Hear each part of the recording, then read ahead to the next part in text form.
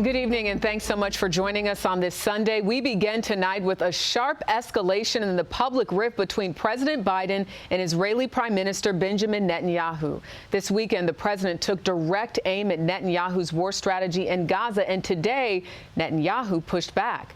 The war in Gaza grinding on with 2 million Palestinians marking the start of the holy month of Ramadan, no ceasefire between Hamas and Israel, and a quarter of the population facing starvation. CBS's Skyler Henry is at the White House tonight and leads us off. Skyler, what exactly did Netanyahu have to say? Yeah, Jerika, Prime Minister Netanyahu said that the president was wrong on both counts as it relates to him not having the support of the Israeli people on the nation's interests and its policies, as Israel intends to move forward into southern Gaza, a refuge for millions, as the president warns of a red line that should not be crossed.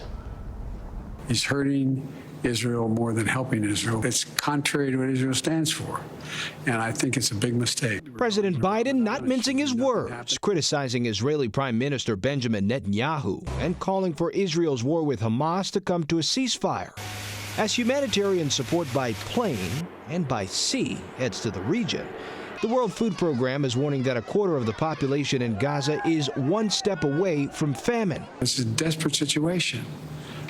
Food, medicine, everything needed, they're badly needed, and it's needed now. The intensity of Israel's attacks haven't slowed.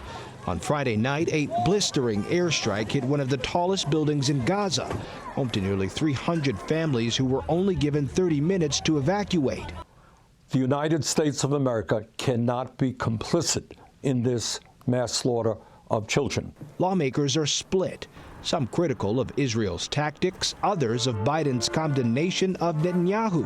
When the President of the United States talks about Bibi and not Hamas, we're missing the boat here. The crisis in the Middle East is also a main focus on the campaign trail. Both Biden and Donald Trump rallied in Georgia on Saturday, with the former president using his stump to sound off on his successor.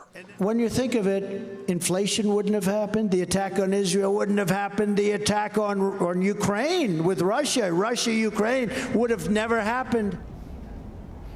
Now, President Biden says defense of Israel is still critical, but that the administration is also working on bringing ceasefire negotiators back to the table to try to resurrect a deal that would allow more aid in and more hostages out. All right, Skyler Henry at the White House. Thank you.